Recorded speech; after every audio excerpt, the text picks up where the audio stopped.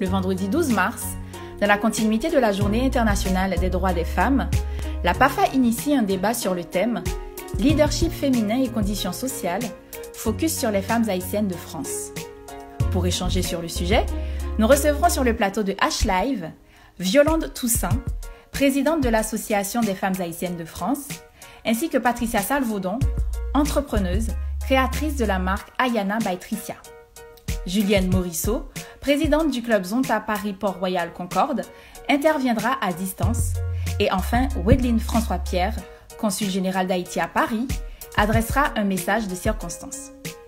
Cet échange autour de nos femmes sera animé par Vanessa Joachim, présentatrice de la chronique Nous les femmes sur Espace FM.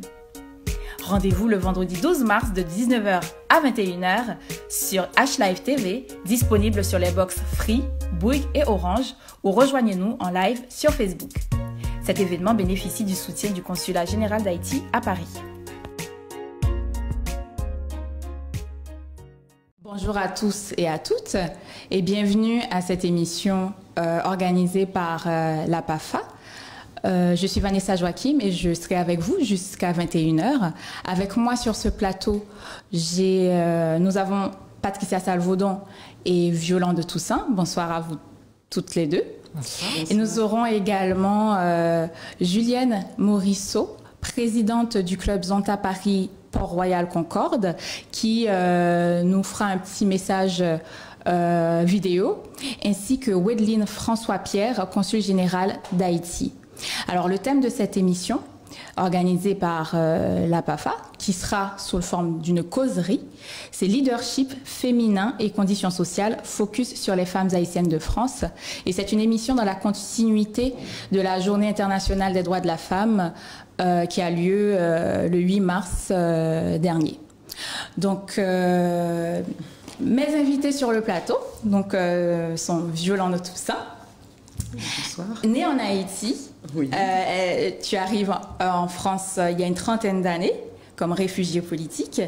Tu es membre fondatrice de l'Association des femmes haïtiennes de France, membre fondatrice de la PAFA, et tu travailles comme agente polyvalente dans le service juridique d'une organisation. Et tu es également mère de famille. Donc bonjour à toi, Violande. Bonjour. Et Patricia Salvaudon. Tu es née en Haïti, tu es arrivée en Guyane à l'âge de 10 ans avant de rejoindre après la France hexagonale. Tu travailles comme aide-soignante à Tours et tu es entrepreneuse. Oui. Créatrice des marques Natricia Shop, donc des produits et accessoires pour cheveux, et de l'Ayana by Tricia, oui, marque de vêtements et accessoires. Oui. Et tu es également mère de famille. Oui. Donc bonjour à toutes les deux. Donc Violande, je t'ai présenté rapidement, mais oui, à ton tour de te présenter plus en détail en quelques minutes.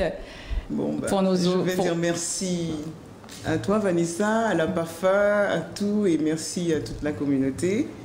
Oui, en effet, ça fait une trentaine d'années que je suis arrivée en France.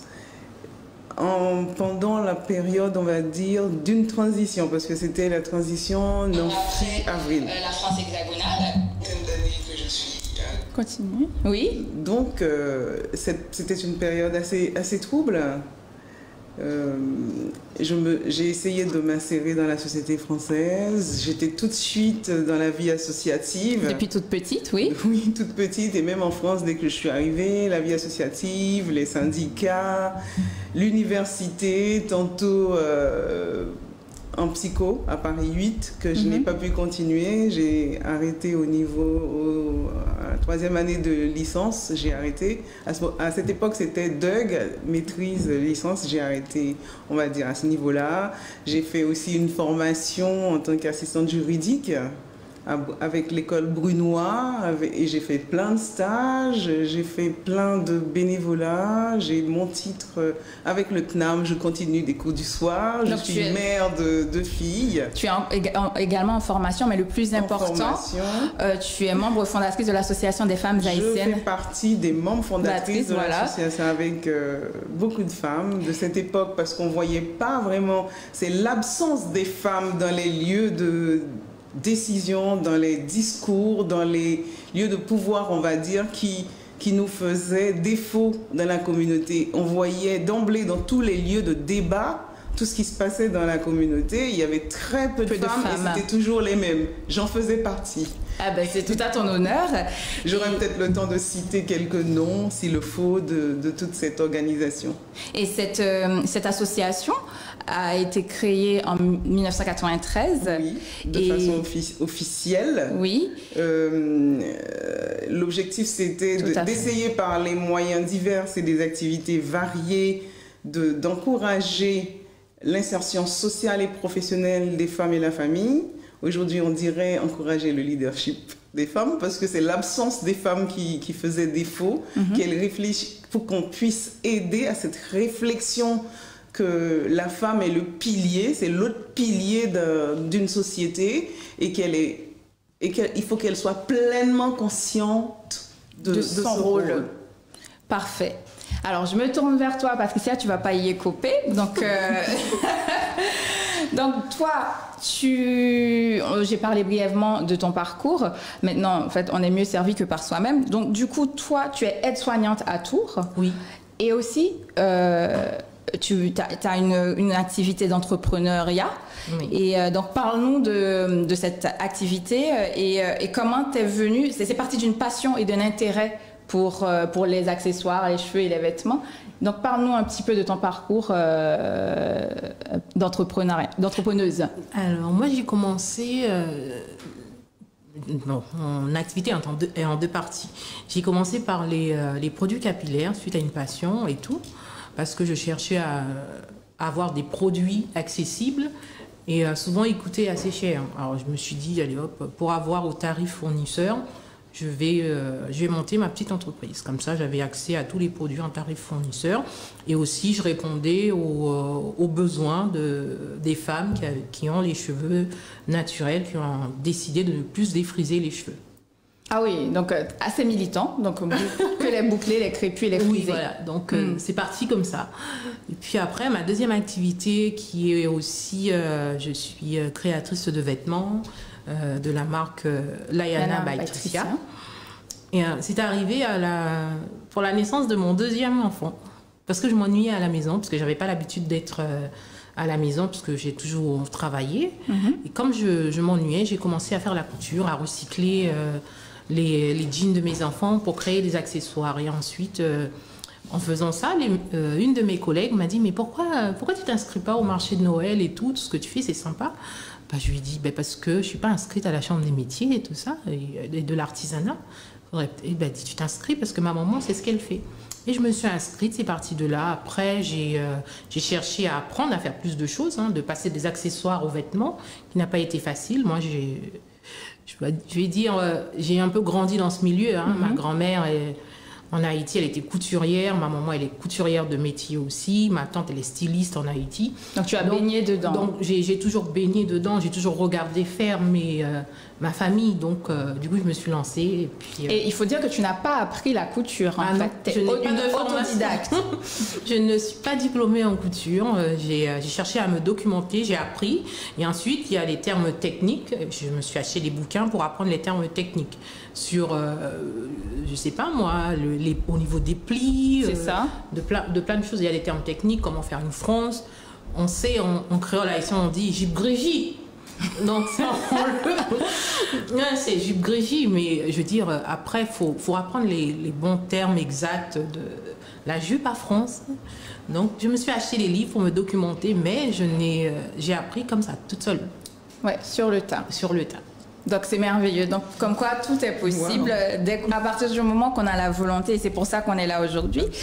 Donc, pour vous rappeler, en fait, le thème de cette causerie, c'est leadership féminin et conditions sociales, focus sur les femmes haïtiennes de France. Alors, c'est qui la femme haïtienne de France? C'est quoi son profil?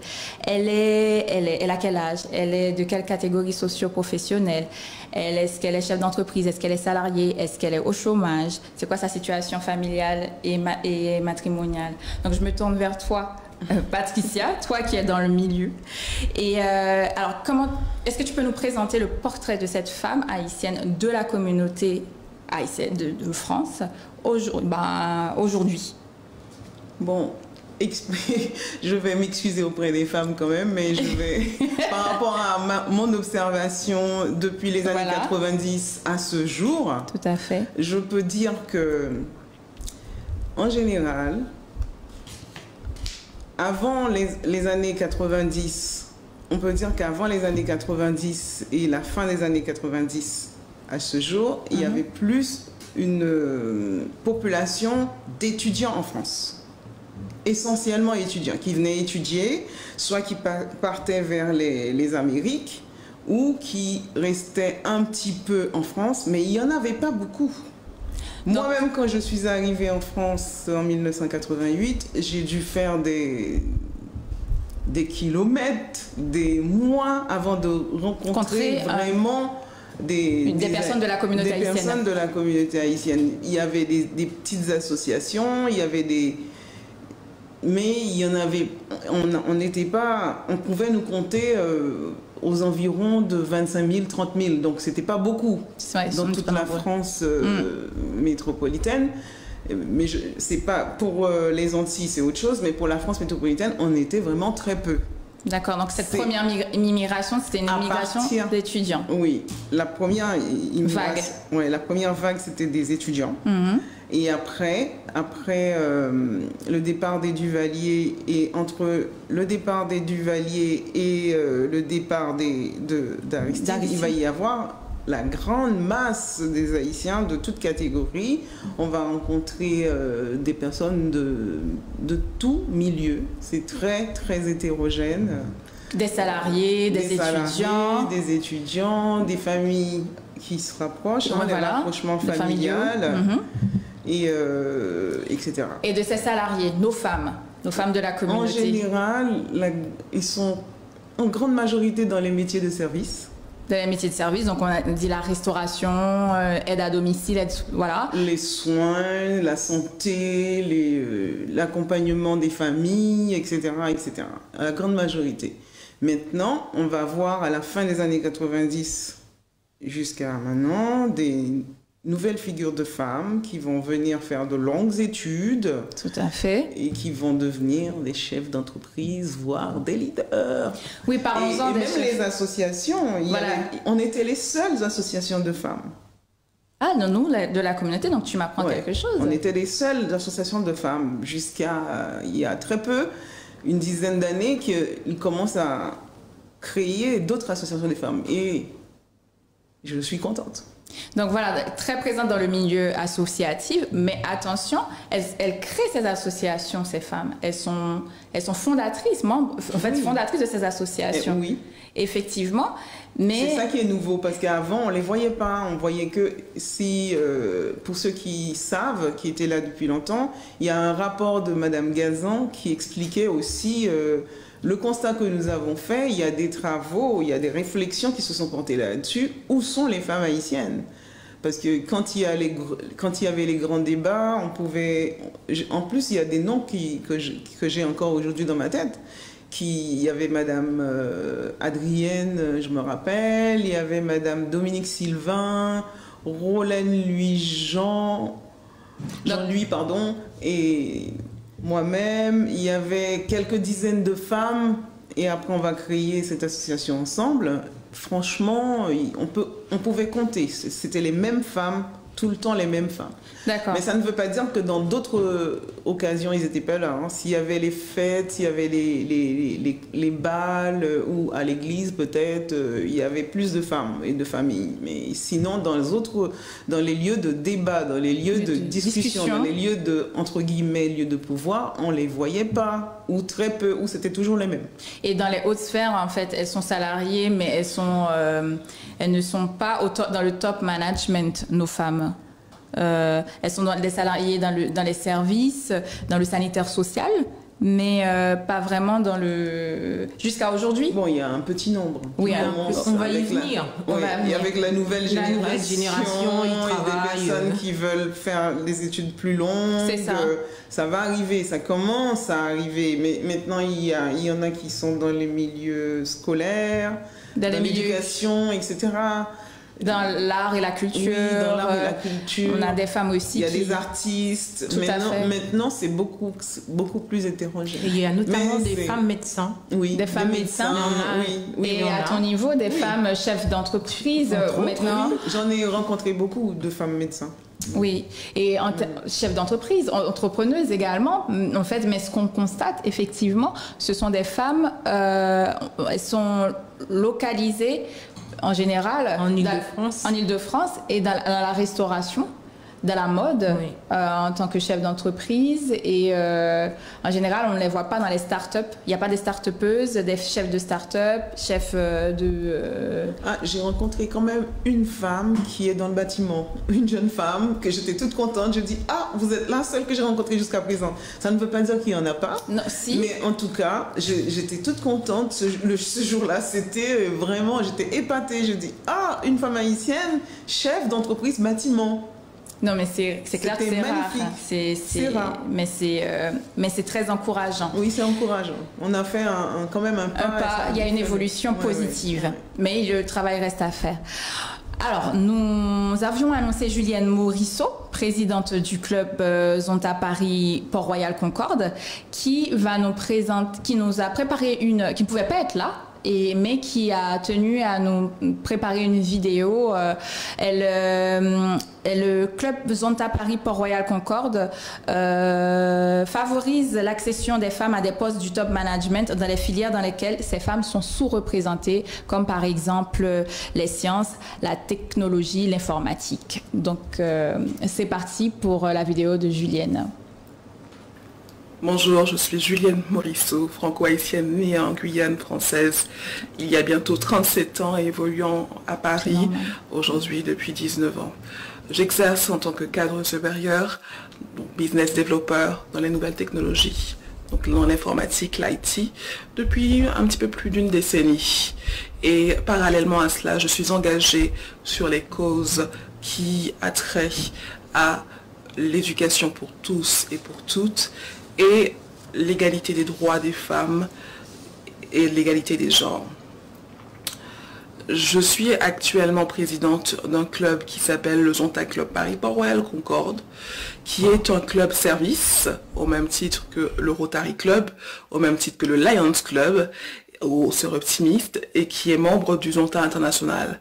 Le Zonta Paris Port-Royal Concorde a été créé par Madame Senghor et Madame Ndiaye à Dakar, au Sénégal, il y a 51 ans, et donc est rattaché au Zonta International, qui est donc la maison mère et qui existe depuis 102 ans cette année, qui regroupe aujourd'hui plus de 28 000 membres répartis sur plus de 63 pays et qui a pour la particularité de travailler sur l'égalité des droits des femmes, l'amélioration des conditions des femmes et repenser au statut légal des femmes, de la femme dans l'espace public. Pour ce faire, nous avons donc une voix consultative à l'ONU, des membres représentants permanents à l'UNESCO, également des observateurs à l'OIT, l'Organisation internationale du travail, et au Conseil économique et social de l'Europe. Il faut savoir que nous travaillons donc en tant que bénévoles avec nos compétences et notre bonne volonté de façon à pouvoir faire avancer la cause des femmes. Aujourd'hui, le Zonta a financé plus de 45 millions de dollars de bourses et de programmes depuis son existence pour améliorer la condition des jeunes filles. Nous avons donc un certain nombre de bourses, un arsenal de bourses qui permettent aux jeunes filles de pouvoir évoluer dans des secteurs d'activité aujourd'hui avec une sous-représentation de la gente féminine et qui puisait des secteurs d'activité qui sont à court de recrutement. Je pense tout de suite au antique, à l'informatique. Nous avons une bourse qui s'appelle Women in Technology pour les jeunes filles qui étudient en école d'informatique, donc la programmation informatique de 8 000 $, au nombre de 32 qui sont disponibles. Vous pouvez d'ores et déjà demander vos dossiers de candidature de façon à pouvoir avoir la chance d'obtenir cette bourse, sachant que nous pouvons recevoir vos dossiers jusqu'à la fin septembre 2021. Nous avons également une bourse qui s'appelle Women in Business, qui vise les jeunes femmes qui étudient en école de commerce, en ressources humaines, en management, en marketing, de façon à pouvoir augmenter le taux de représentation des businesswomen dans le monde. Et c'est 32 bourses de $8 000 qui sont disponibles. Vous pouvez donc demander vos dossiers de candidature afin de pouvoir candidater avant fin mai. Nous avons la bourse Young Woman in Public Affairs, une bourse pour les jeunes femmes destinée à travailler dans la vie publique, donc des jeunes femmes engagées dans la vie associative, âgées de 14 à 19 ans, qui s'orientent vers des carrières avec un fort leadership. Et c'est des bourses de $4 000, de $1 500 à $4 000, qui sont disponibles en termes de candidature jusqu'à fin mars. Et pour finir, nous avons la bourse Amelia Earhart, pour les jeunes femmes qui évoluent dans les secteurs de l'aéronautique, l'aérospatiale, la mécanique, donc 32 bourses de $10 000. Et pour ce faire, vous pouvez candidater jusqu'à fin octobre 2021. Je vous encourage toutes les femmes et toutes les jeunes filles de la communauté de France à poursuivre leurs études supérieures, à investir dans l'éducation, à investir dans la formation professionnelle, afin de saisir vraiment votre destinée, afin de pouvoir occuper le poste que vous souhaitez et pas rêver d'une carrière professionnelle, mais pouvoir accomplir cette carrière professionnelle. Je vous encourage vraiment à renforcer, à développer votre leadership à travers ces différents dispositifs en matière d'éducation qui existent en France, la formation professionnelle. Si vous êtes donc aujourd'hui en poste et non satisfaite de votre situation, n'hésitez pas à voir pour des formations en reconversion professionnelle. Croyez toujours en vos rêves. Croyez toujours en votre potentiel. Pas jamais pense pas, jamais quitter moun décourager nous.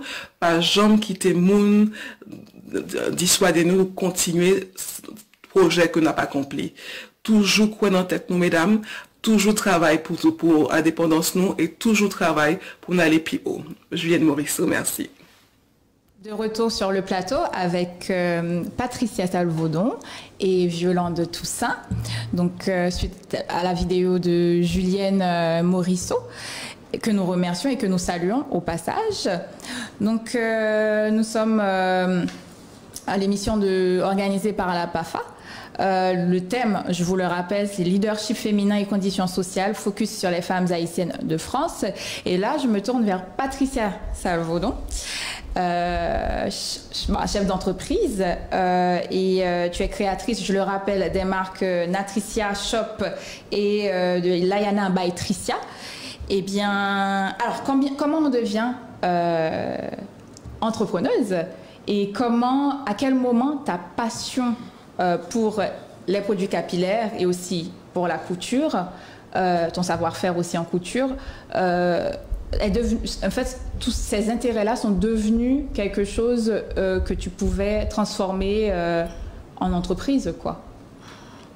Alors moi, j'ai pour devise de dire, mon entreprise, c'est un loisir lucratif. Donc, je n'aime pas perdre mon temps. Tout ce que je fais, il faut que ça me rapporte. Parce que je ne suis pas quelqu'un qui regarde la télévision. C'est pas que je m'amuse pas, hein, j'ai des amusements, mais mon intérêt pour la confection, c'est ça. Faut que ça me rapporte. Faut pas que je m'ennuie.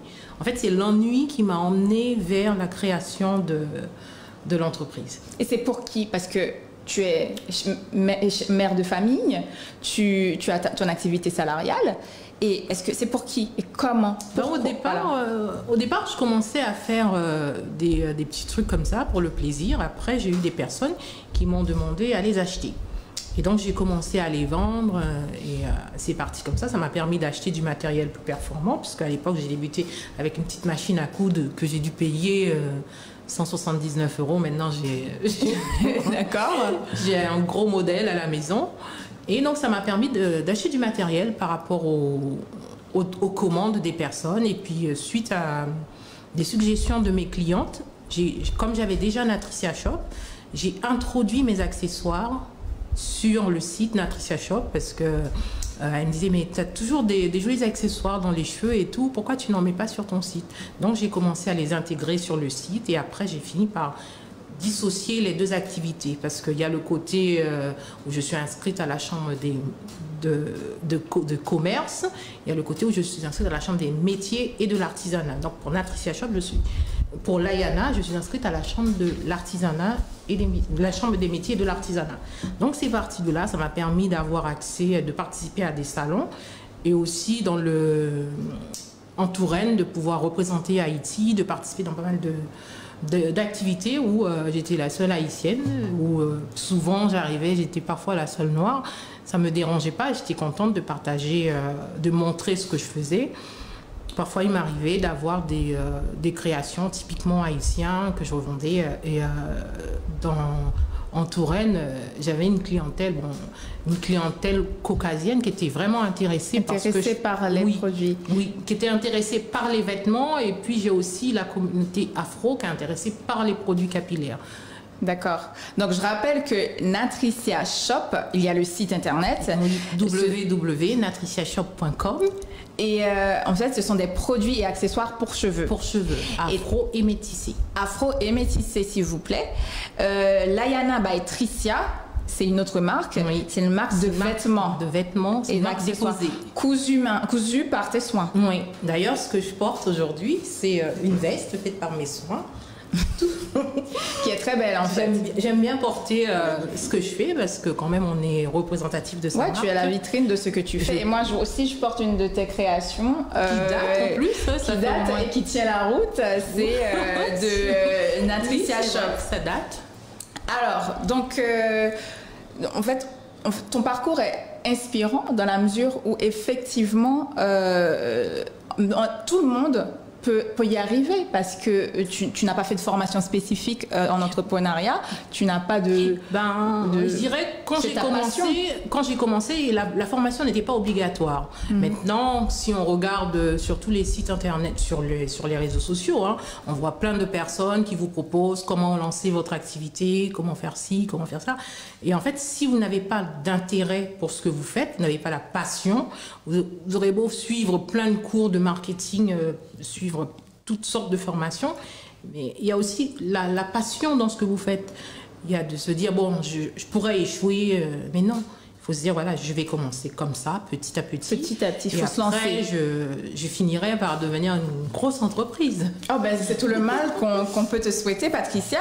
Et qu'est-ce que concrètement t'apporte l'entrepreneuriat, en fait, en tant que tel? Moi, je dirais une certaine indépendance. Okay. Une très grande indépendance parce que, étant donné que je suis toute seule, je n'ai pas de patron. Oui.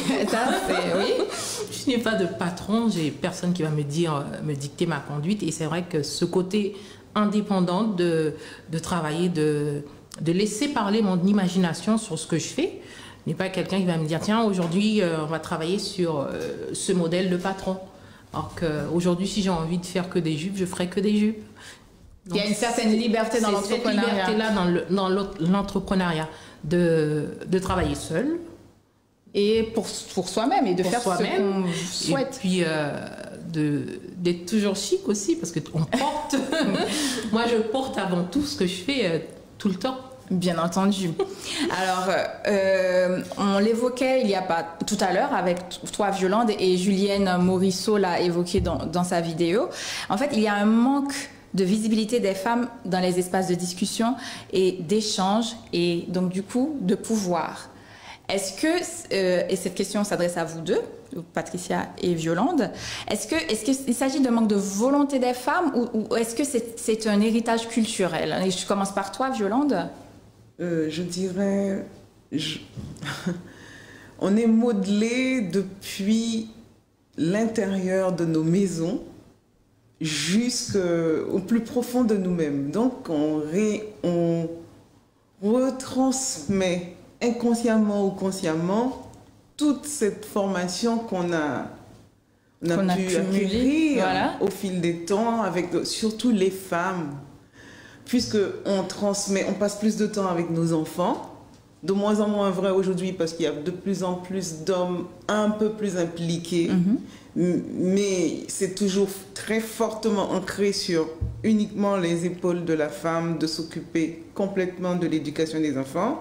C'est qu'on transmet des choses, on transmet des stigmates, on transmet des formes de pensée, des façons d'agir qui fait que la petite fille va... D'ailleurs, j'ai entendu une émission il n'y a pas longtemps, je ne sais pas si c'est hier soir ou avant-hier soir, dans les lieux d'espace, même de vie, comment la petite fille va s'arranger, s'octroyer le droit de se mettre dans un petit coin, et le petit garçon automatiquement va prendre toute la place, s'il joue au foot en fonction de ce qu'il fait. Donc, et même dans nos communautés haïtiennes de France, oui. Ça continue. Il y a des façons de vivre, des façons de faire qui modèlent notre façon, nos choix, notre posture, notre façon de vivre, tout simplement, la société, la vie sociale. Et c'est toutes ces choses-là qu'on a intégrées. En tant que femme. En tant que personne. En tant que femme. Oui. Et qu'on va reproduire sans se rendre compte parfois. Oui. Inconsciemment ou consciemment, on va le reproduire. Mais consciemment aussi, parce que j'entends encore malheureusement des discours des femmes qui se disent « tu es une femme » ou bien « tu es une fille, les filles ne font pas ça, les garçons ne font pas ceci ou cela ». On a encore ces discours. On a encore ces choses. On ne parle pas de... On ne forme pas la personne parce que c'est une personne, c'est tout, qui va partager sa vie avec la société, avec les gens, avec les autres, avec un homme ou avec XY. Mais on parle de... Uniquement parce que tu es ceci ou cela, tu dois te comporter en tant que ci ou en tant que ça. Donc, donc pour toi, ça vient... Cette forme de transmission. Ça vient d'une transmission issue de notre culture. Ça fait écho, ça fait problème dans notre société, dans nos sociétés, parce qu'on voit bien que de là, ça n'encourage pas, ça solidifie pas la vie ensemble, ça facilite pas la cohésion dans la vie en communauté ensemble, puisqu'on doit... On doit toujours faire attention parce qu'on est ceci ou cela. Bien sûr, même en tant qu'être humain. En tant qu'être humain. Mais sauf que Patricia, elle a surmonté, c'est pas un obstacle, mais cet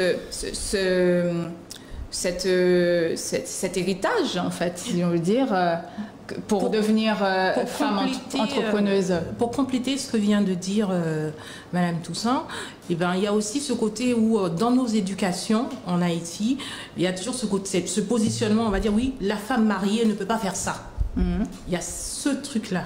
Ou la femme mère ne peut pas faire cela. Ou la jeune fille ne peut tout simplement faire cela. Simplement, et qu'on n'a pas auprès des jeunes garçons. Ou son madame mariée, ou pas qu'à faire ceci, ou pas qu'à faire cela. Il y a ce stéréotype qu'on a dans notre société qui fait que certaines femmes n'osent pas se lancer dans certains domaines parce qu'il y a ce côté de notre éducation qu'on transmet à nos enfants inconsciemment, comme l'a souligné ma compatriote. Mais pour ma part, je n'ai pas de fille. Donc, mais toi, en tant que femme, tu l'as surmonté, si on peut le dire. Et là, et c'est pour ça que j'ai insisté sur le fait qu'on est en France. Je ne dis pas que tout est parfait, mais il y a des structures en place pour... Mais ça existe aussi, ce problème, dans la société française. Oui, bien sûr. Bien, à plus forte raison, effectivement. Et c'est pour ça qu'on célèbre cette Journée internationale des droits des femmes. Donc, du coup, ça partirait pas d'un manque de volonté uniquement, donc toutes les deux, vous êtes d'accord, mais plutôt d'un frein dans l'éducation.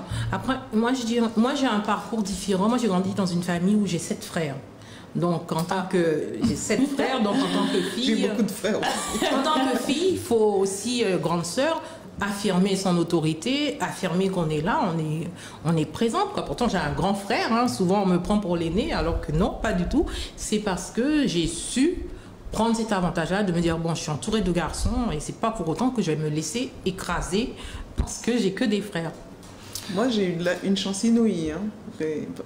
Bien qu'il avait les mêmes éducations, mon père me disait, on m'appelait fille à papa, hein, parce que c'était comme ça. Mon père me disait toujours, tu dois être ton propre patron. Sois ton propre patron, ma fille. Donc, du coup, il m'invitait déjà à prendre le dessus par rapport à tout cela. Inconsciemment ou consciemment, mais en tout cas, c'était une invitation pour moi. Très bien. Et Et à votre avis, que peuvent faire les instances et en fait, les acteurs de la communauté afin, d'identifier nos femmes haïtiennes de France et de favoriser leur accession au leadership, en fait? Il faut que oui, il faut que je souligne que l'association des femmes haïtiennes est en sommeil depuis quelques années pour diverses raisons. Ce qu'on faisait déjà et qu'on fera encore ou qu'on va faire encore avec nos différentes associations et des personnes qui nous ont toujours soutenus, c'est d'encourager toute action qui peuvent mettre sur pied cette possibilité, en tout cas pour la femme, la jeune fille, d'oser cultiver comme un ami d'une association, d'une autre, parce que le monde associatif, c'est ma vie, cultiver l'audace, oser faire ce qu'on vous a interdit, qui peut être bien pour la société, parce que chaque individu a son rôle à jouer dans une société, chaque individu a sa petite pierre à apporter là où il vit, et d'assumer cela parce qu'on le fait. Qu'on ne l'assume pas, qu'on ne soit pas conscient, on le fera quand même. Donc, tant qu'à faire, créer des espaces, des situations pour le faire et avoir conscience de le faire. Et toi, Patricia, qu'est-ce que tu penses que nos autorités haïtiennes de France peuvent mettre en place pour favoriser l'accession des femmes à ces espaces de leadership? Je pense que d'abord, il faudrait faire un recensement, de savoir qui fait quoi, qui est dans quel domaine. Déjà là, à partir de là, de voir aussi, ça permettra de voir quelle personne qui nécessiterait une aide, qui a envie de devenir son propre patron, qui a envie d'apprendre un nouveau métier, qui... Peut-être que cette personne ne pensait pas pouvoir accéder à ce métier, mais par le biais de ce recensement, de savoir telle femme est dans telle situation précaire, elle pourrait commencer par faire telle ou telle formation, de dire voilà, au lieu de... Il y a des structures qui permettent de faire des formations. On peut commencer, je vais donner un exemple, par auxiliaire de vie. D'auxiliaire de vie, elle devient aide-soignante, d'aide-soignante. Il y a une évolution. Elle devient infirmière jusqu'à devenir cadre. Je veux dire, une fois qu'on aura recensé toutes ces femmes, de savoir dans quelles conditions sociales qu'elles sont, ça permettrait aussi de répondre à leurs besoins. Parce que si on ne sait pas qui fait quoi, on ne sait pas qui est dans le besoin, qui est dans la nécessité d'acquérir une certaine formation pour être essentiellement, comment dirais-je, pour être dans le domaine du leadership féminin. Tout à fait. Il faut qu'on soit d'accord il faut être accompagné. Il faut être accompagné. Il faut un accompagnement. Demain que la femme haïtienne de France va se lever, va faire quelque chose si elle n'a pas les bagages en main. Pour celles qui arrivent, parce que maintenant, il y a la nouvelle génération qui grandit ici, qui apprennent plein de choses, mais les anciennes qui sont là, elles pourraient faire autre chose que auxiliaire de vie. Et on pourrait leur dire, voilà, vous pouvez être auxiliaire de vie à votre compte aussi. Oui. De travailler en tant qu'auxiliaire de vie à son compte et non pour une association. Il y a ça existe. Et tout ça, effectivement, on en revient à l'éducation ou à la formation professionnelle ou à la professionnalisation de nos femmes, en fait. On en revient au même point, que ce soit par rapport à l'héritage culturel, ou que ce soit ce n'est pas insurmontable, finalement. Non, ce n'est pas insurmontable. Rien n'est insurmontable. Non, ce n'est pas assez. C'est possible, parce que nous avons, au sein de l'association des femmes haïtiennes, on avait des femmes qui ne savaient ni lire ni écrire, au début. Et pourtant, aujourd'hui, je sais qu'il y en a qui ont passé les caps des CAP. Parce que elles n'étaient pas seules, elles étaient encadrées, elles étaient soutenues. Elles ont besoin une réponse à leurs besoins. Exactement. Et c'est des freins de ne pas. Il y a aussi des personnes qui ne savent ni lire ni écrire, c'est un frein pour aller vers des métiers où la personne se dit j'ai des enfants. Souvent, c'est ce que j'entends comme discours. J'ai des enfants maintenant, tu comprends, et je peux pas ci, je peux pas ça. Si. Bien sûr. Il n'est jamais trop tard pour apprendre. On peut être femme, on peut être mère, on peut... Étudiante, salariée. Ah ouais, mais on peut être étudiante, on peut aller au bout du monde et faire de grandes choses. Oui. Et avoir de grands rêves. Avoir des enfants. Voilà. Il y a souvent... Les freins ne sont pas insurmontables. Les freins qu'on nous met en avant dans notre culture, c'est... maintenant que tu as des enfants ou tu as un mari. Non. Parce que ce mari-là, il peut partir, il peut te quitter.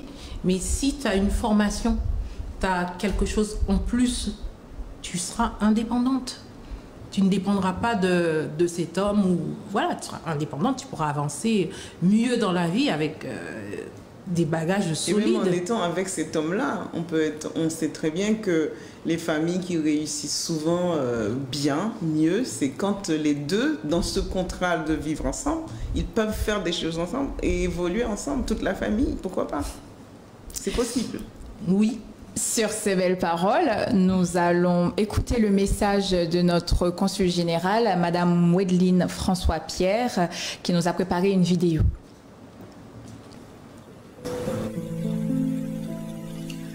C'est pour moi un véritable honneur de pouvoir m'adresser aux femmes de la communauté haïtienne de France à l'occasion de la Journée internationale des droits des femmes.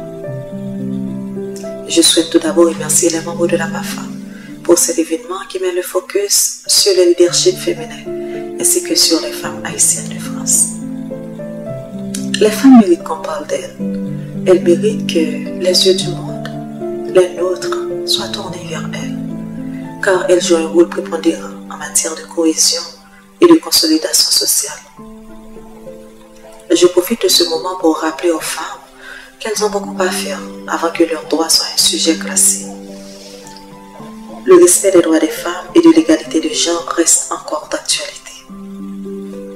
J'en profite également pour rappeler aux personnes concernées qu'elles doivent continuer à aider les femmes afin qu'elles puissent trouver leur place dans la société. Mon allocution ne vise pas à parler au nom des femmes, mais de refléter de préférence la contribution et le rôle d'inspiration qu'elles jouent partout où elles se trouvent, particulièrement dans la communauté haïtienne de France. Je n'oublie pas les inégalités ainsi que les préjugés. Les défis qu'elles rencontrent existent depuis longtemps. Toutefois, ils ne les ont pas empêchés de faire des succès remarquables. De ce fait, en cette occasion, je choisis de faire honneur aux femmes combattantes, aux femmes leaders, aux femmes de fer, aux potomilitants qui ont pris la décision de laisser ces inégalités derrière elles pour avancer.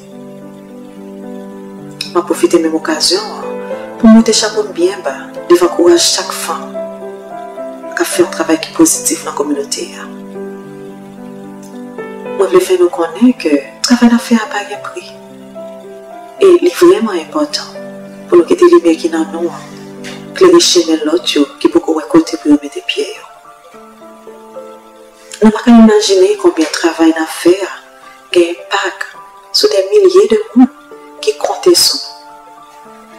Il y a un peu de nous qui non seulement choisi de briller dans la communauté haïtienne, pas moi ici, mais tout qui continue à faire impact en Haïti.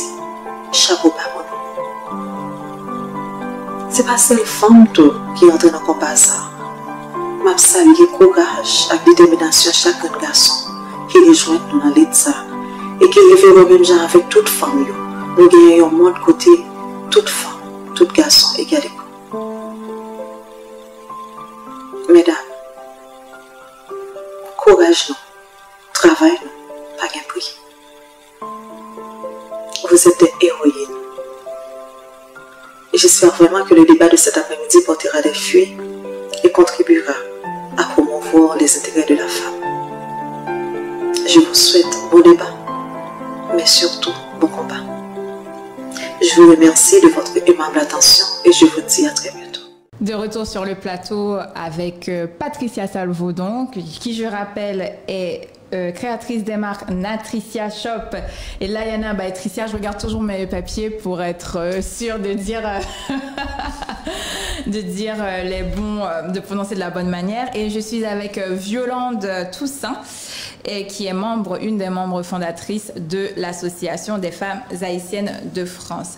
Alors, avant la vidéo de Madame Wedline François-Pierre, consul général d'Haïti en France, à Paris, on parlait des différentes facettes de la vie des femmes. Donc, justement, une pseudo-barrière, parce que finalement, c'en est pas une. Oui, je suis maman, j'ai des enfants, je peux pas faire ci, je peux pas faire ça. Donc, du coup, quelles sont les clés, à votre avis? Et je vais commencer par toi, Patricia, qui me regarde. Moi. Quelles sont les clés, à votre avis, pour conjuguer avec succès, parce que je refuse de dire plusieurs vies, mais plusieurs facettes de la vie, donc à savoir professionnelle, la formation, parce que toutes les deux, vous êtes en formation, vous êtes mère de famille, toi, tu es chef d'entreprise, Patricia, et toi, tu es dans les milieux à plein temps, et dans le milieu associatif. Comment on peut faire pour conjuguer toutes ces facettes d'une vie de femme? Donc, Patricia, c'est à toi. C'est l'organisation. Alors, moi, quand j'ai commencé, mon conjoint, il était un petit peu réticent par rapport à mes activités. Mais en fait, inconsciemment, il y participe beaucoup. Parce que le temps que je consacre à faire ma couture ou à gérer mes commandes, il s'occupe des enfants, il les emmène au parc, il fait à manger. Donc, un petit coucou à Fredo, hein, tu gères bien. C'est toujours bon à entendre, Fredo. Tu gères bien. Et c'est vrai, il aide beaucoup. Après, j'essaye de regrouper mes activités. Par exemple, moi, je travaille en tant qu'aide-soignante de nuit. Je termine le matin, je rentre chez moi à 7h. Je dépose mes enfants à l'école, je prépare mes enfants pour 8h. Mes commandes ont été préparées la veille. Donc, sur le trajet, je dépose mes enfants à l'école à 8h30. La poste s'ouvre à 9h. Et j'ai une copine qui habite juste à côté. Je passe, je prends un café avec elle, le temps que la poste s'ouvre, on papote. Et ensuite, je vais déposer mes colis. Et dans l'autre sens aussi, quand c'est moi qui récupère mes enfants, pareil. Je pars à 15h, je dépose mes colis, je vais chercher mes enfants pour 16h30. J'essaye de tout regrouper. Et pour ce qui est de mes cours aussi, puisque bon, j'ai repris les études par correspondance, donc comme je travaille de nuit, donc essentiellement, je fais mes devoirs la nuit. Je travaille la nuit, je m'organise la nuit, puisque comme je ne dors pas, donc c'est à ce moment-là où j'étudie, ou aussi le matin, quand j'ai déposé mes enfants. Parfois on dit que les artistes ont l'inspiration le matin, donc moi j'ai l'inspiration à ce moment-là, donc je commence à étudier, à voir qu'est-ce que je vais faire comme vêtements, ou quel cours je vais réviser. Mais j'essaye de tout regrouper. Les enfants, et puis les cours, tout suit, tout va ensemble. C'est de s'organiser, de trouver un rythme au niveau de son organisation. Donc, en fait, c'est une question, parce que ce que tu dis, je trouve ça énorme, pour dire les choses simplement. Je veux dire que c'est un cadrage, avoir une organisation quasi militaire chez toi. Donc, du coup, c'est possible, mais ce n'est pas forcément facile. Et je pense que il y a des moments compliqués pour toi. Oui, il y a des moments où on n'est pas motivé, hein, ça arrive. Il y a des moments où je me dis, oh là là, qu'est-ce que j'aimerais avoir quelqu'un à côté de moi qui m'aide de temps en temps. Et Fredo Fredo, il gère les enfants. Pendant ce temps-là, il gère des enfants, qui fait très bien, un très bon papa. Il gère très bien. Et donc là, j'ai commencé à introduire mon fils de 16 ans dans mon activité petit à petit pour avoir un soutien. Parce que c'est la relève de demain, hein, parce que je leur dis toujours, tout ce que je fais là, demain, je ne serai plus là, ce sera à vous. Donc, c'est dès maintenant, il faut commencer à les inciter à s'intéresser à ce que je fais. Et c'est là qu'on rejoint Violande, sur le rôle de la transmission. On limite un rôle sacré, en fait, presque. Et donc là, c'est sacré. On joue un rôle sacré. Et comme on est dans le mouvement, en fait, je ne suis peut-être pas la bonne exemple. Pourquoi? Parce que depuis toute petite, le monde associatif, c'est mon monde. Et je suis arrivée en France qui a aussi une vie associative extrêmement riche. J'ai commencé très tôt, très vite dans les associations. Ma première association, c'était l'association des femmes haïtiennes. L'Arche. Ah, c'est... Oui. D'accord, c'est toi. Association culturelle. Oui, j'ai commencé là-dedans.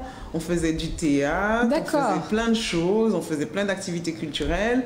J'étais déjà dans les syndicats, à droite, à gauche. Et puis après, on va aller vers la création de l'Association des femmes haïtiennes de France. Il y a eu plein d'autres associations. Hein. Il y a eu Conlambi à cette époque qui nous a beaucoup soutenus.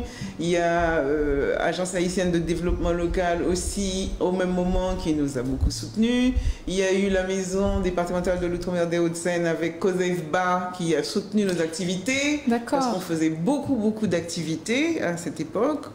On faisait souvent des ateliers de travail et des conférences sur comment concilier vie de famille et vie professionnelle, encourager les femmes par exemple, ne serait-ce qu'à passer leur permis de conduire, apprendre à lire et à écrire, sortir en famille, aller découvrir la France. On faisait aussi ces genres d'activités. Bien sûr. Et tout en travaillant, je faisais toujours ce mouvement en étant en famille avec mes enfants.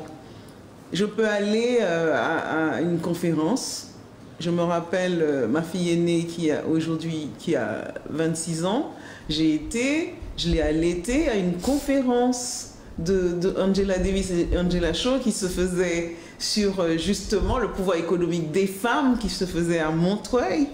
Et j'étais là dans cette activité à suivre, écouter les conférences et en même temps allaiter mon petite tâche. Donc du coup, je faisais ça, pour moi c'était normal.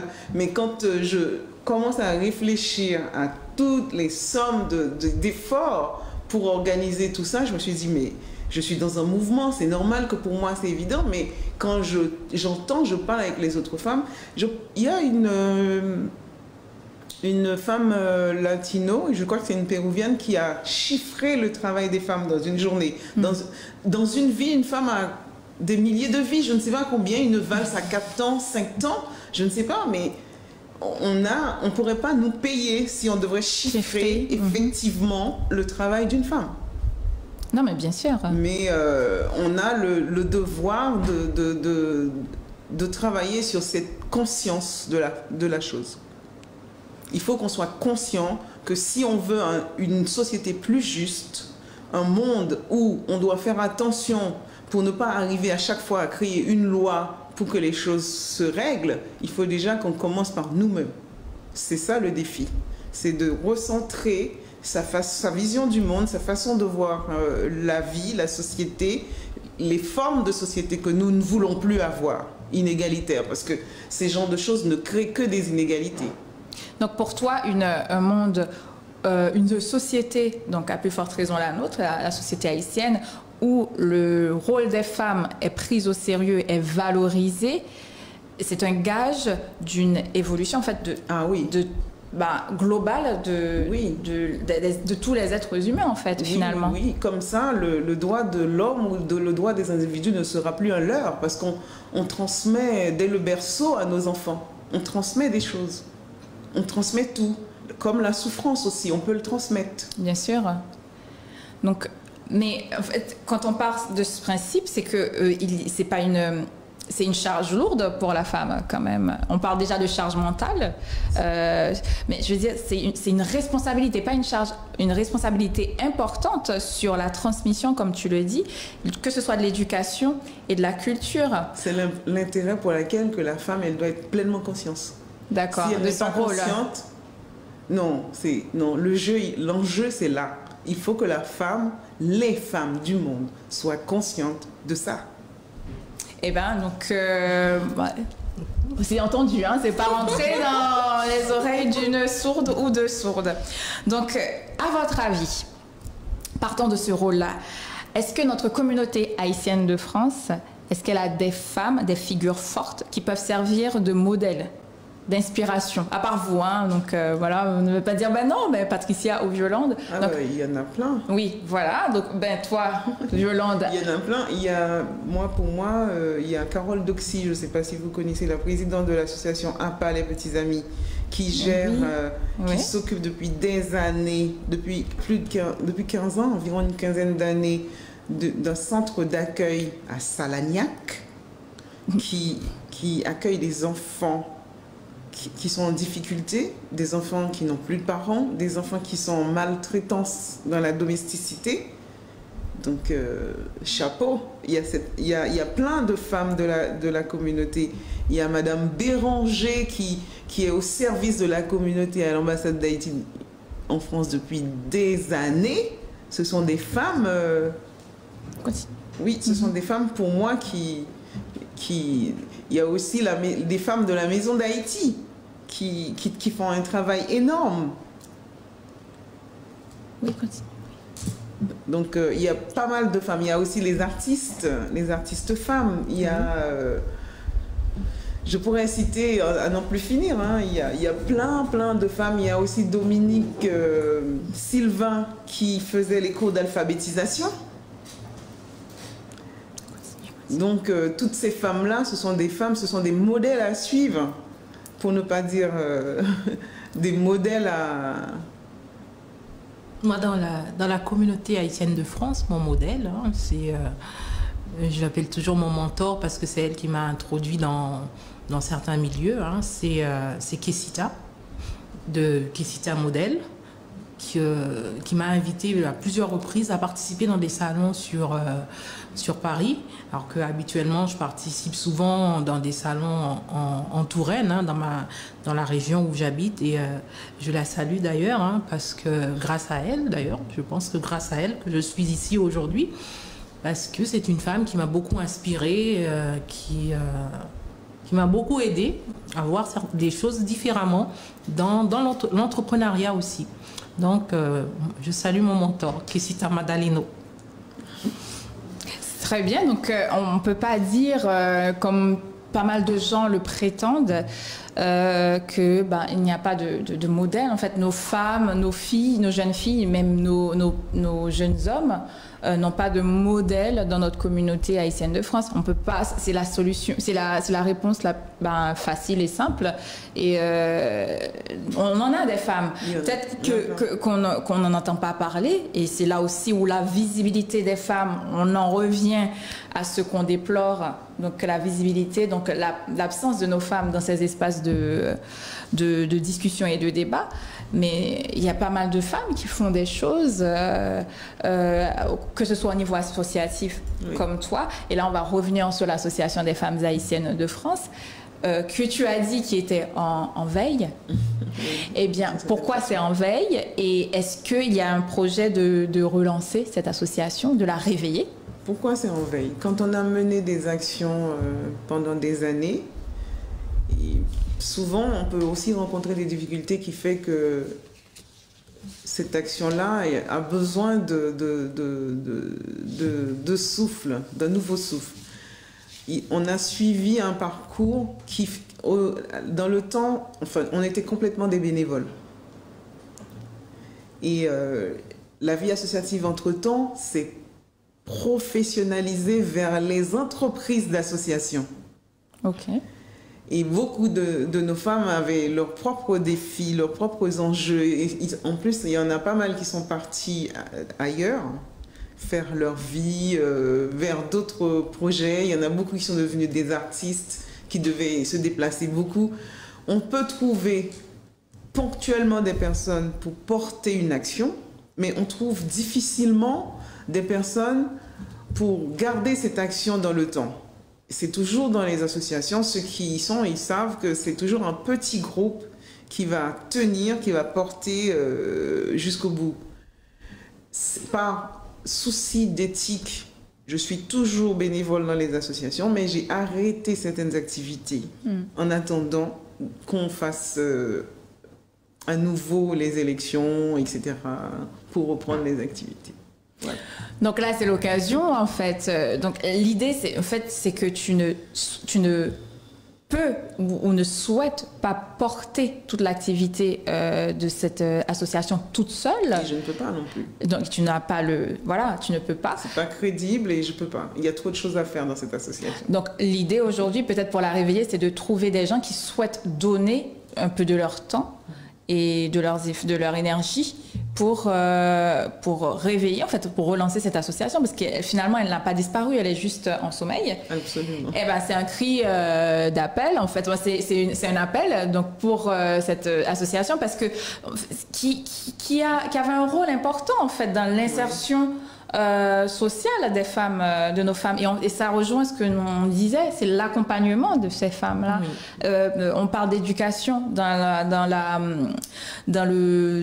l'effort pour favoriser l'accession des femmes au leadership et au top management et même à l'entrepreneuriat, tout simplement. Eh bien, ce genre de structure, d'entité comme l'Association des femmes haïtiennes de France a un intérêt crucial, en fait, dans cette démarche-là. Absolument. Et du coup, aujourd'hui, s'il y a des gens qui sont libres, qui ont envie de s'impliquer et de s'engager dans un projet concret et à qui la cause de la femme est importante et qui est une cause qui je pense, qui est très qui a enjeu pour nos communautés, pour notre communauté haïtienne de France. Donc n'hésitez pas à contacter Violande Toussaint. Donc tu es sur les réseaux? Oui. Donc voilà, donc je fais cet appel. Je fais partie de la PAFA. Elle est membre fondatrice de la PAFA. Ah écoute, donc n'hésitez pas. Multitâche et multi-engagée associativement parlant. Donc Violande Toussaint, fondatrice, une des fondatrices de l'Association des femmes haïtiennes de France, lance un appel à toutes celles et ceux qui souhaitent s'engager et donner de leur temps pour l'Association des femmes haïtiennes de France. Et c'est une association qui a un enjeu important dans notre société haïtienne de France. Alors, qui parle de femmes parle malheureusement de précarité, de violence faites aux femmes, etc. Donc moi, je l'ai gardé un petit peu pour la fin. Voilà. Donc, toi, Violande, on va venir. Donc, tu es dans le milieu associatif et je pense que tu as accompagné pas mal de femmes en difficulté. Et c'est ce que je te disais. Donc, si tu interviens, c'est que ça ne va pas. Et bien, du coup, en termes de dossier problème. Voilà. En termes alors, nos femmes de la communauté haïtienne de France, alors, quel est leur positionnement par rapport à la précarité et par rapport aux violences? La précarité, c'est un phénomène les femmes, notamment les femmes haïtiennes, ne peuvent pas y échapper aussi facilement que cela. Pour la simple et bonne raison, depuis que la modification du marché du travail qui réduit essentiellement l'accès, pas à cause d'un certain nombre de freins justement que nous avons énumérés tout à l'heure. Donc si moins on va voir que moins la femme a des bagages professionnels et moins cette femme-là va se trouver dans des situations de cumuler des petits boulots. Et des petits boulots à droite à gauche. Ça va être comme ça que ça va commencer. Ou bien ne peut pas avoir suffisamment d'heures pour avoir un salaire global. Oui, un salaire minimum. Pour faire face aux difficultés, aux exigences de la société de plus en plus présentes et de plus en plus fortes. Plus la pression sociale va augmenter et moins s'il y aura de salaire. Et si jamais c'est une famille monoparentale, c'est compliqué. Donc, c'est compliqué. En termes de précarité, il y a plus de femmes, de façon dans les faits, à l'échelle. Il y a plus de petits boulots de femmes. Oui, de femmes. Et on parle même de précarité subie, à savoir un temps partiel subi, ou une précarité en termes de minima sociaux, minima de vieillesse. Bien sûr. Ce sont les femmes les plus touchées de base. Absolument. Et c'est pareil dans notre communauté haïtienne de France. Absolument, les femmes n'y échappent pas. Si la femme a passé sa vie avec un mi-temps, un petit boulot à mi-temps, et que le reste du temps, elle s'occupait de ses enfants ou le mari ne gagnait pas suffisamment assez, ou bien elle était seule à élever ses enfants, il n'y aura pas de placement. Bien sûr, donc... Il n'y aura pas de placement. Donc c'est la vulnérabilité. Mais en fait, et ça là, je m'adresse à Patricia, à un certain moment, tout le monde commence par... sauf si on a déjà un bagage en termes d'éducation et en termes professionnels important. Mais on commence toujours par la base, du coup, avec une sorte de précarité, si on veut dire. Donc du coup, toi, en tant que femme, en tant que chef d'entreprise, comment une personne peut, une femme, à plus forte raison, gravir les échelons et essayer de ne pas, en fait, de sortir de cette précarité? Comment elle peut faire? Je dis toujours, la motivation, elle est très importante. Même si quelqu'un va vous dire, tiens, ce serait bien que tu fasses ça, mais si tu n'es pas motivé, tu ne vas pas avancer. Il faut cette motivation. Il y a aussi ce côté, il y a le caractère qui y joue. Hein. Il y a des femmes qui ont un caractère de soumission, parce que je dis qu'une femme qui n'a pas envie de s'émanciper, c'est de rester en position de soumission. Donc, quand tu as envie de faire des choses, quand tu as envie d'apprendre un métier, de t'instruire, de t'informer, parce qu'il y a de très bonnes choses, il y a des associations qui apportent des informations, mais il faut aussi que la personne fasse la démarche d'aller à l'encontre des choses. On ne peut pas faire à la place de l'autre, même si les associations existent, mais il faut aussi que la personne fasse ce démarche d'aller vers l'association, d'ailleurs, comme souligne Madame Toussaint, que son association était en sommeil parce qu'elle est toute seule. Elle ne peut pas tout porter seule. Il faut une relève. Il faut une relève pour permettre à ces gens de venir à l'encontre des associations pour voir qu'est-ce qu'elles peuvent faire, toutes ces femmes qui sont en difficulté, qu'est-ce qu'elles peuvent apprendre. Mais il faut aussi cette démarche vienne de la personne concernée. Parce que l'association ne peut pas tout résoudre. Bien sûr, et c'est vachement important ce que tu dis, Patricia, mais j'aime bien quand tu dis Madame Toussaint, donc pour moi c'est Violande. Eh bien, le souci, c'est effectivement, parfois on est pris par la vie, par les soucis, et c'est compliqué, et ça peut être compliqué. De trouver l'envie et de trouver cette association ou cette structure qui peut venir en aide. Et en plus, quand s'installe la violence, quelle qu'elle soit, psychologique ou physique, c'est encore plus compliqué. Et toi, tu peux en parler mieux que nous dans ce sens-là. Il y a la violence, on a travaillé pas mal sur la violence. D'ailleurs, il y a même Madame Jean-Louis Rollen qui a fait une pièce de théâtre qui a joué longtemps sur la question de la violence faite aux femmes. On a réfléchi longtemps sur ce problème. Le problème, c'est que il y a jamais assez de sensibilisation par rapport à la violence. La violence, elle est là, elle est latente, elle est douce. On pense qu'elle n'est pas là, mais elle a toujours été là. Et comme on a fait de la place pour la violence, on ne l'a pas refusée systématiquement, c'est très difficile. On peut trouver des personnes en situation, ou bien des femmes victimes de violence, qui n'osent même pas en parler parce que pour elles, ça va, elles gèrent. C'est quelque chose qu'elle gère. C'est presque pas un problème. Mais c'est jusqu'au jour où ça va dépasser, et que la famille sera remplie, et que les institutions scolaires vont voir que les enfants vont s'en mêler, etc., etc. On a beaucoup de cas comme ça. On a beaucoup de familles éclatées parce que on a trouvé une légitimité à la violence faite aux femmes. Ce n'est pas normal. La violence faite aux femmes, on peut trouver aussi rarement dans les accompagnements, on peut trouver aussi des hommes battus, malheureusement. Il y en a très peu, mais il y en a quand même. Je trouve que c'est juste d'en parler. Parce qu'il y a aussi des hommes battus, mais il y en a très peu. Oui, il y en a très peu. Et la majorité des femmes que je peux rencontrer dans l'accompagnement, qui ont été victimes de violences, font tout pour cacher. C'est tabou, on va dire, que ce soit dans toute la communauté. Jusqu'à la mort. J'ai le devoir de garder l'anonymat sur certains cas, mais moi je connais une femme, ça me fait mal parce que cette femme, c'était une femme qui avait beaucoup de potentiel, mais à cause des coups de son mari sur sa tête, aujourd'hui, elle est presque dépendante.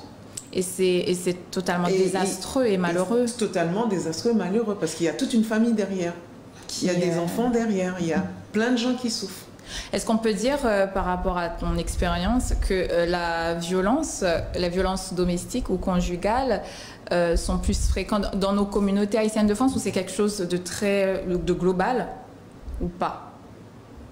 Il y a la particularité dans notre communauté, c'est que la femme haïtienne, souvent, elle n'ose pas porter plainte. C'est banalisé. Elle n'ose pas dire non parce que c'est banalisé, comme je dis. On trouve quelque chose pour légitimer ça, comme si que ça devrait être là. Et il n'y a pas de classe. Tous les milieux, ça touche tous les milieux. Ah oui, il n'y a pas de classe. C'est cette éducation tous les milieux. de soumission qu'on nous a inculqué, cette éducation de soumission que dans l'éducation haïtienne, l'homme aura toujours raison, la femme elle veut faire une chose, il faut que j'en parle à mon mari. Il y a ce côté où l'éducation nous a entraînés dans la soumission. Et ces femmes-là, elles n'osent pas en parler parce qu'elles ont honte. Il y a le regard des autres. On va toujours remettre la faute sur elles avec des termes vraiment péjoratif, et violent quand même. Culpabilité systématique. Voilà, on va lui dire oui, c'est parce qu'elle a cherché, elle ne respecte pas son mari, c'est pour ça que ça en est arrivé là. Alors que non, c'est pas forcément la faute de la femme. Pourquoi c'est la femme qui doit se sentir coupable d'un mari violent? Notre première émission de radio, je me rappelle, quand on a commencé à parler de cette question de la violence faite aux femmes, on nous a... Mais vraiment, il y a des personnes qui ont appelé à la radio pour nous dire qu'on va casser les coupes. Ah bah ça c'était... Attends, c'était en quelle année ça? Attends, non mais c'était en quelle année? C'est encore vrai aujourd'hui. Hein. C'est encore vrai aujourd'hui. Malheureusement, j'entends les discours. Quand j'entends les discours, j'essaye de m'éduquer à écouter davantage. Quand j'entends les discours, c'est pas comme si aujourd'hui...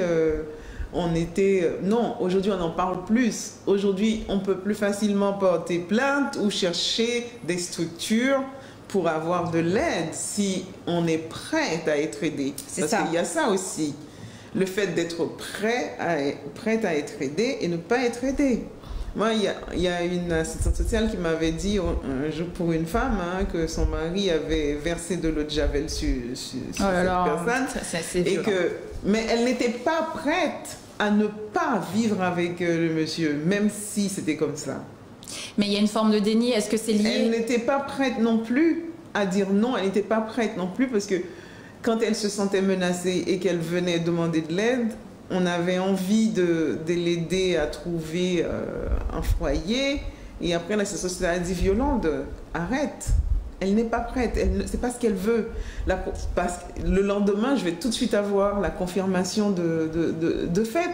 Elle m'a dit, la première question qu'elle m'a posée, si je viens avec mon enfant, est-ce que mon mari peut venir aussi? J'ai dit, si tu choisis d'aller dans un foyer, dans ce cadre-là, pour être accompagné pour la violence conjugale, on ne va pas accepter ton mari dans ce foyer-là. Dans cet espace-là, parce que c'est pas fait pour le mari qui est violent. Soit tu es prête à demander de l'aide, à faire les démarches qui vont avec, soit tu n'es pas encore prête. Et là, on peut comprendre. Hein. Oui, ces situations sont toujours compliquées. Il y a des psychologues, il y a des éducateurs, il y a plein d'autres personnes qui peuvent t'aider. Mais si tu n'es pas prête à engager cette démarche de te protéger, de prendre soin de toi et de tes enfants et de ton avenir, on ne peut pas te forcer. On n'a pas le droit de forcer les gens. Et l'association... Sauf si les enfants sont extrêmement en danger ou si c'est grave, là, il y aura d'autres processus, d'autres procédures qui vont se mettre en place. Mais si la personne elle-même, elle dit non, on ne peut pas intervenir. On ne peut pas intervenir n'importe comment. Mais par contre, on peut toujours sensibiliser. Bien sûr. On peut toujours dire à la personne, on informe la personne de tout ce qui est possible comme dispositif qui existe en France pour pouvoir commencer à un début de travail. Mais on ne peut pas décider en aucun cas à la place de la personne.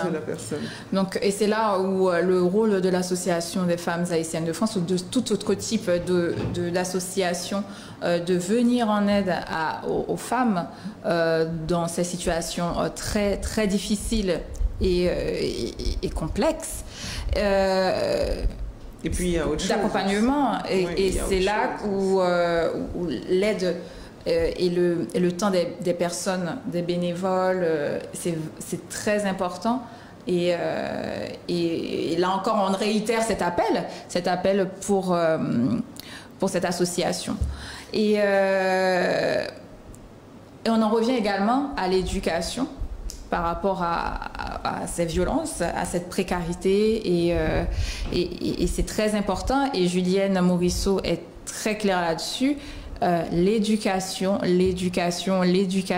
On ne parle pas des diplômes de X années, mais on parle déjà une formation. De changer les mentalités, de changer la façon d'élever nos enfants.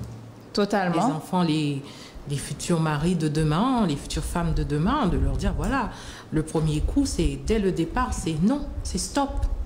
C'est pas... On va dire oui. Ne faites pas de place à la violence, c'est ça. C'est dès le premier coup, il faut dire stop. Bien sûr. Pas laisser faire. Il faut l'apprendre aussi à nos garçons. Oui, l'éducation, pas que de nos femmes, mais de nos garçons, de nos hommes. Les futurs hommes de demain. Voilà, les futurs hommes de demain. Et effectivement, ils ont un rôle à jouer dans cette accession au leadership. Ils n'ont qu'à laisser leur place, bien entendu. Non, blague à part, plus sérieusement, ça passe aussi par l'éducation de nos hommes. Et encore une fois, on en revient au rôle de la femme. Et ça en devient pesant à un moment, en fait. C'est cette responsabilité sur les épaules de toutes les femmes, parce qu'effectivement, on donne la vie, pas toute seule, mais nous portons, et comme tu l'as dit, nos enfants sont dans nos jupons, en fait. Et c'est là aussi que la transmission se fait. Il y a une femme formidable qui le dit très bien, c'est le titre de son livre, Neptune Anglade, l'autre moitié du développement. Donc on est juste l'autre moitié. C'est beaucoup, hein, l'autre moitié. On est juste l'autre moitié. Ça veut dire qu'on est destiné à vivre ensemble, à faire en sorte qu'on vit ensemble. Et quand on entend des femmes qui pensent qu'avoir un fils, excuse-moi, c'est plus important que d'avoir une fille. Je n'ai pas eu cette chance. Oui, c'est vrai qu'on valorise le fait d'avoir, dans nos sociétés, c'est malheureux, hein, que mon petit garçon, race la sauver. Oui, me sauver la race. Non, mais on oublie, là encore, on oublie que ces gens-là vont vivre ensemble dans la société. Bien sûr. Ils vont faire société ensemble. Donc, c'est pas un cadeau à la société d'éduquer des hommes et des femmes pour ne pas vivre ensemble, pour vivre l'un contre l'autre. Ou l'un au-dessus de l'autre. Au-dessus de l'autre. Et on sait qui est au-dessus, effectivement. Donc, encore une fois, ce rôle que tu aimes dire sacré des femmes, au-delà de l'éducation, au-delà de la professionnalisation, ça part aussi de nos cultures. Et le travail, il est immense. Mais il n'est pas impossible. Non, ce n'est pas impossible. Donc, faut commencer tôt. Oui, tout à fait. Tout à fait. Dès 5 ans. Dès le plus jeune âge. Oui. Dès le plus jeune âge. Et le rôle de la femme passe aussi par, en plus de l'éducation, par cet apprentissage-là que tu fais également dans ton entreprise, oui, où tu impliques tes enfants. Oui. Tu leur apprends ce que c'est. De créer mon fils, je peux lui demander de gérer mes colis, je peux lui demander de faire mes posts sur Instagram, il s'en occupe. Et mes petits derniers, hein, mes fils de 8 ans et 5 ans, ce sont mes mannequins. Oui, on les voit sur les sites. Ils travaillent, ils participent. Je leur dis toujours, vous y participez à ce que je vous laisserai demain. Malheureusement, c'est ce qui fait défaut dans nos sociétés haïtiennes. On a beaucoup de métiers qui ont disparu comme ça parce qu'on nous a appris à mépriser ce que faisaient nos grands-parents Et on voit bien que les entreprises, les structures, même les grandes structures qui perdurent dans les sociétés, ce sont les transmissions. Tout passe par la transmission des valeurs, transmission des savoir-faire. Et chez nous, on les a tellement banalisés que ce que faisaient nos grands-pères, il fallait le jeter, il ne fallait même pas en parler, quoi. Donc, c'est dommage. Mais on a une sorte des personnes comme toi, avec la couture, avec les accessoires, etc. Et puis on a pas mal de femmes de la communauté, des femmes entrepreneuses, des entrepreneuses de la communauté, qui sont beaucoup dans l'artisanat et dans la mode, et qui font ce travail-là de mémoire et qui vous reviennent à des matériaux. C'est pas totalement le métier, mais en fait, ce n'est pas perdu, et on en revient toujours à l'éducation, à la transmission, au savoir qui nous incombe. En fait, si on veut former et forger une société plus juste, plus solide, culturellement parlant. Et voilà. Ça passe par la transmission des valeurs, des savoirs, des savoir-faire. Ma grand-mère, moi, je regardais ma grand-mère coudre. Quand j'étais plus jeune, je savais faire des poupées, des petits trucs, parce qu'en Haïti, souvent, on faisait nos jouets. À mon époque, on fabriquait nos jouets. Maintenant, de nos jours, les enfants, c'est plus la même chose.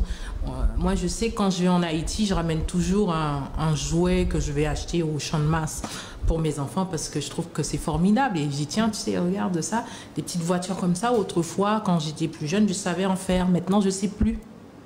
Je ne sais plus en faire. Et donc, chaque fois que je pars en vacances, je leur amène soit un chapeau de paille ou un truc qui rappelle mon enfance, quelque chose que je savais faire avant. Ou je me souviens, avec mon frère, on faisait ce qu'on appelle les réchauds, avec les boîtes de conserve.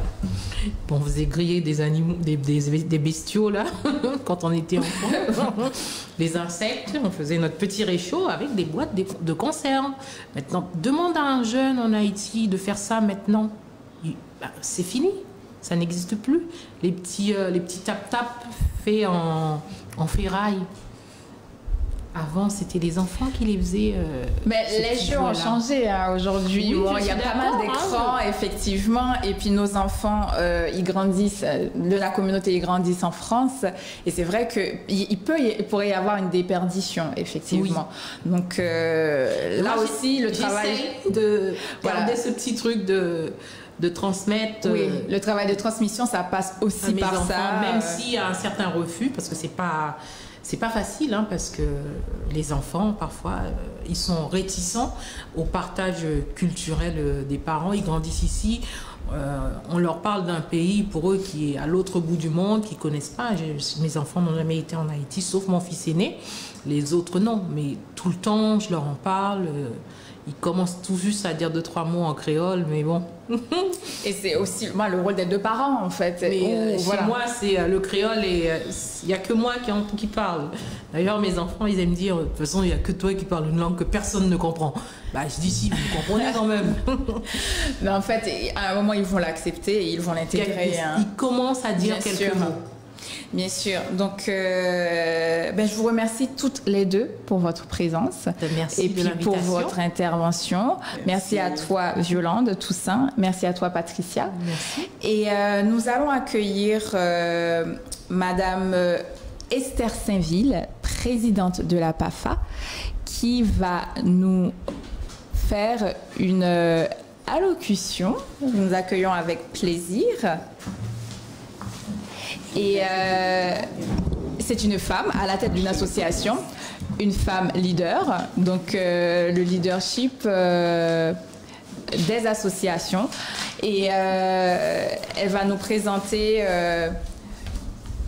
peut-être pas la PAFA, mais elle a quelque chose à présenter à nos spectateurs. On rappelle que cette émission est organisée par la PAFA et la thématique, c'est leadership féminin et conditions sociales, focus sur les femmes haïtiennes de France.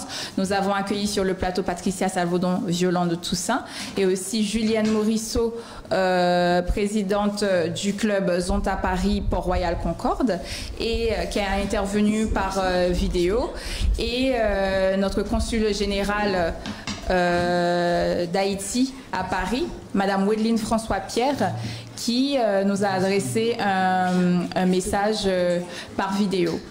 Donc nous accueillons sans plus tarder Madame Esther Saint-Ville, présidente de la PAFA. Bonjour à toi, Esther. Bonsoir, téléspectatrices, téléspectateurs d'H-Live. Et je prends juste quelques mots pour remercier chacun de vous, hein, remercier la participation de ces femmes qui ont répondu présentes à l'invitation de la PAFA. Je souhaite tout d'abord remercier Madame la Consul, Wedeline François-Pierre. Wedeline François-Pierre, pardon, parce que vous me faisiez signe. Et la remercier pour avoir soutenu cet événement. Et je voudrais juste rappeler que la PAFA a toujours travaillé avec les représentants diplomatiques. Je voudrais remercier Patricia Salvaudon. Merci. Remercier Violande Toussaint et remercier Julienne Morisseau ainsi que Vanessa qui a mené ces débats, hein, avec brio. Donc remercier chacune de vous. Ce que je voudrais dire, donc, c'est que, en fait, à la PAFA a à peu près une trentaine d'associations membres. Et sur la trentaine d'associations membres, plus d'une cinquantaine sont dirigées par des femmes. Elles mènent des actions, hein, que vous avez pu les voir lors des JPO, lors des formations, elles sont là, elles sont vraiment très actives dans la communauté. Et je voudrais aussi, par rapport à tout cela, profiter pour inviter toutes les femmes qui souhaitent rejoindre la PAFA pour participer pour rejoindre la communauté, hein, la vie associative, pour participer lors des différentes commissions, parce que nous avons rejoint la PAFA à travers la commission genre, commission jeunesse, hein, nous avons ça. Rejoindre la PAFA pour participer lors des formations, formations à la recherche de financement pour présenter leurs projets. Et nous sommes là, à vos côtés, il y a une petite équipe qui est là. Hein, et vraiment dire que c'est un honneur pour moi, et ainsi que toute l'équipe, hein, de recevoir avec tout ce panel de femmes potomitans, et même celles qui sont pas présentes. Je vais parler de Madame Morisseau et de Madame François-Pierre. Pour conclure, hein, juste dire que la PAFA est là à vos côtés. Vous pouvez, on avance ensemble. Ensemble, nous allons pouvoir continuer ce travail. Et toute l'équipe de la PAFA salue le travail qui est fait par toutes ces femmes que nous félicitons ensemble et qui ne s'arrêtent pas. Et sans relâche, elles travaillent. Et sans relâche, nous leur saluons et nous sommes à vos côtés pour avancer. Nous te laissons la place, Vanessa, pour terminer ensemble. Merci Esther de me redonner le micro.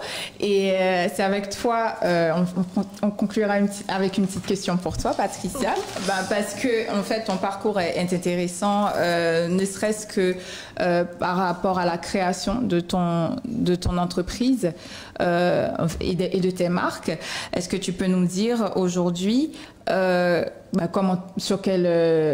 quel biais, quelle prestation tu fournis en plus des produits, des vêtements et des accessoires sur l'Ayana? Il y a l'Ayana Shop. J'ai la partie service. Je fais des vêtements sur mesure. Je fais aussi des retouches. Quand j'ai le temps, bien sûr. Parce que toi, tu es basée à Tours. Oui, j'habite à Tours. Et donc, du coup... Plus précisément, j'habite à La Riche, une petite commune qui est collée au centre-ville de Tours. Donc, je suis vraiment près de tout. Et cette prestation de service, il est possible de l'effectuer Oui, les gens... En fait, je suis inscrite sur Google. Si on tape l'Ayana ou on tape mon nom, on va trouver l'adresse, mon numéro de téléphone et tous mes coordonnées. C'est merveilleux. Et aussi, au-delà des produits, sur le site d'accessoires pour les cheveux Natricia Shop, il y a des prestations de cheveux, en fait, des prestations capillaires que aussi. tu proposes. J'avoue, avec la crise sanitaire, j'en fais un peu moins, puisque cela implique beaucoup de contacts avec les gens, tout ça. Et puis, en dehors d'être... je suis soignante et je suis potentiellement un sujet à risque. Hein. Quand je dis potentiellement, je pourrais être contaminée dans le cadre de mes fonctions. Et donc, je n'ai pas envie de recevoir des clientes, de leur transmettre, ou parce que je ne sais pas si je suis atteinte du Covid. Avec la crise. Donc, du coup, j'ai un peu freiné l'activité au niveau des prestations coiffure, juste par rapport à la crise sanitaire et puis suite à la pandémie, et donc, pour limiter les contaminations. Bien sûr. Et donc, du coup, toutes tes livraisons se font en France. Les livraisons de tes produits se font en France hexagonale, parce qu'on ne dit plus France métropolitaine. Voilà. La France hexagonale, ou dans les DOM également. Un peu partout. Ça m'arrive de livrer des vêtements aux États-Unis. Hein. Il suffit que j'ai une commande. Mon site est paramétré pour toute l'Europe. Et aussi... Donc, les livraisons sont effectuées pas que en France, hors de France aussi. Bien sûr, ok. Et est-ce qu'il y a une marque, sur tes produits de beauté, tu as ta propre marque Bientôt, donc c'est en cours. Donc, est-ce que tu as un horizon ou pas? Pas du tout. Pardon? En fait, tu sais quand elle sera disponible, ta marque, ou pas? Dans 6 mois, à peu près. Dans quelques mois. Donc, ça sera possible en 2021. Donc, Violande. Donc, après cette émission, donc on attend le lancement le réveil, le redémarrage, c'est le mot approprié. Des activités de l'association des femmes haïtiennes de France. Symboliquement, j'ai réfléchi à l'image des femmes que me renvoient les femmes haïtiennes. Je pensais à Madame Sarah, je ne sais pas si tu sais ce que c'est. Bien sûr. Petit oiseau. N'hésite pas à l'expliquer pendant 1 minute ce que c'est pour nos téléspectateurs. Ce sont des femmes qui sont leurs propres patrons en Haïti et qui font vivre les différentes régions d'Haïti, qui achetaient souvent des produits à droite à gauche pour aller vendre là où il n'y en a pas et vice-versa. Donc, c'était des femmes, ce sont des femmes qui sont leurs propres patrons. Voilà. D'ailleurs, pour compléter ce que vous venez de dire, récemment, j'ai commandé de l'huile Mascretti, dans une entreprise haïtienne qui s'appelle Haïti Native. Oui, donc j'ai commandé et je vais préparer quelque chose pour la fête des mères avec cette entreprise. Moi, je travaille souvent avec des gens qui sont en Haïti, pas parce que c'est moins cher, c'est pas vrai. Les tarifs se valent sur le terrain international, juste parce que je me dis, si je travaille avec un jeune au pays, c'est lui permettre d'avoir un petit salaire.